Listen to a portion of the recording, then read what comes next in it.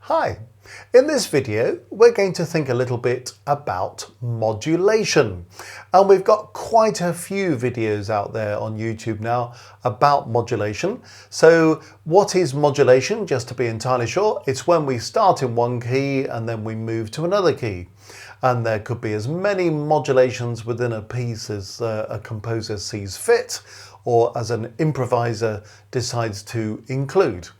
Sometimes if you get so many modulations, it gets a bit chaotic. But if you get stuck in one key all the way through, it starts to sound a bit boring. So conventionally, if you were a Baroque or a classical composer, you would start in one key and then you'd decide to modulate to another key that was close by. So the most obvious key that people went to was the dominant key. So if you started in C major, you might think, okay, I'll modulate to G major. I've just added a sharp. But you might go to the subdominant key because that would take you from C major to F major. You just need to add one flat. Or you might think, I'm in C major, I'd quite like to vary the tonality now, so I'll go to the relative minor key, which would be A minor. But you see what they were doing, they were going to neighbouring keys on the circle of fifths. Well, by the time we get into the 19th century particularly, composers are wanting to be a bit more adventurous about this. So they're trying to find ways of kind of going from one key to a key that's quite a long way away from where they've started. Or they're moving quickly through a series of keys. So modulation starts to get a little bit more exciting. And one of the chords that they start to use is the diminished seventh. Now, the diminished seventh has been around from the Baroque period onwards. So it's not a new chord, but it's been used previously to have a particular moment of drama, particularly in the opera, if you wanted to paint a word like pain, or death, or sorrow, something like that. But now in the 19th century, composers think, you know what, this diminished seventh chord has got various options. So let's start off by being sure about what we mean by a diminished seventh chord. Basically, a diminished seventh is a pile of minor thirds. So if you give yourself a note like C, you think, what's a minor third above it? E flat. What's a minor third above that? G flat, or F sharp, it doesn't matter. You could use the enharmonic equivalent of minor thirds, so it might be a minor third or it might be an augmented second, doesn't matter. But C, E flat, G flat, or C, D sharp, F sharp. Another one on top, A. And as soon as you've got four notes that are each a minor third apart, you have got a diminished seventh. Okay, so that's how it works. If you want to key reference a diminished seventh, in other words, diminished sevenths fundamentally do belong to a key, you build them on chord 7. So if I'm in C major and I look for chord 7, it's going to be B, D and F, B to D, minor third, D to F, minor third.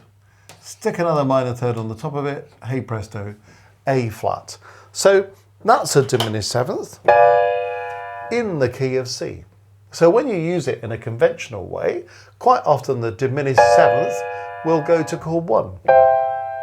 It works in the major key like this, that's C major. It works just the same in C minor. So a conventional use of the diminished seventh would be to do something like that. So if you're kind of working on a piece, improvising, composing, whatever, and you're kind of tiddling along in C major, but you're sort of thinking, actually, my C major piece is going quite nicely, but it's not terribly full of colour. You could think, I'll have a diminished seventh. Oh, bit of drama, you see, and then carry on again. So the diminished seventh adds a little bit of colour.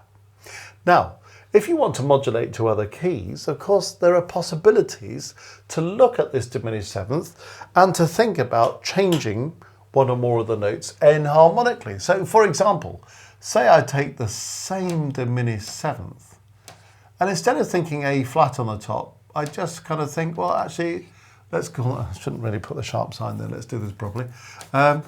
Let's call it G sharp. All right, so I've got my G sharp on the top of the chord like that. It's just the same chord, B, D, F, A flat, B, D, F, G sharp. But G sharp sort of flags up another possible key, doesn't it? Because I could go from that one to A minor. Or I could go from this one to A major. I could even think I could use that to get to 1C and then to 5 and possibly to 1 in D minor. Or I could do that with a G sharp and go to D major, 1, and then maybe 5, 1 in D major. So do you see how one enharmonic alteration means that I can go to other keys? So I'm in C major, minding my own business, just tootling along in C major, you see, not causing any offense to the world. I could have a little diminished 7th in C major, just to have a little bit of colour. And then I might think, well, I'll go somewhere else. So I'll use that diminished 7th again, but this time I'm going to call it G sharp, and then I could go into A minor. So that's worked quite nicely, isn't it? Taking me into A minor. Or I could be in my C major, and then I could use this diminished 7th, and then I could think I'm going to D minor now. Oh, you see, that's even more interesting, isn't it? It's taken me a step further. So you see how the diminished 7th is a little bit flexible. Or I could change another note of it. Say I call the B at the bottom C flat. Ooh, now where are we going with this? So I've now got the same diminished 7th, sounds exactly the same, but an enharmonic alteration at the bottom. So I'm now calling it C flat, D, F, A flat. Well, what does that mean? Because if I've got C flat, that C flat could fall to B flat. Oh, isn't that a lovely sound? C flat to B flat. And then what have I got now? I've got a dominant 7th in the key of E flat major, or in the key of E flat minor. Oh my goodness. So if you wanted to do something quite radical, I could be in C major. I could use this diminished 7th that belongs to C major, but I could rename that B C flat, and then I could end up in E flat major or E flat minor. So here I am again, minding my own business in C major, just enjoying listening to that. I've had a little diminished 7th in C major to give me a little bit of colour. And now I'm thinking, you know what, this is getting a bit boring now. So I'm going to use my diminished 7th, and I'm going to call that C flat at the bottom, and I'm going to go to E flat minor. Do you see how I've done that? And it floats straight into E flat minor. Well, isn't that amazing? C major, no sharps, no flats. Suddenly, I'm in 6 flats. So, diminished 7th gives you some colour. So quite a lot of the 19th century composers kind of realised that the diminished 7th gave us lots of possibilities. I mean, there are composers around like Liszt, who kind of is a bit of a diminished 7th king, really. I mean, he writes pieces like this.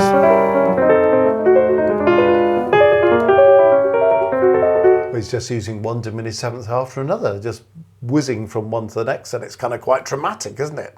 But composers also beginning to see the possibilities for doing this. So it might just open up some new possibilities if you're wanting to modulate in your improvisation or in your composition into another key. Think about whether the diminished 7th is useful to you and whether you can use it with some enharmonic alteration to take you somewhere else. Have fun with it.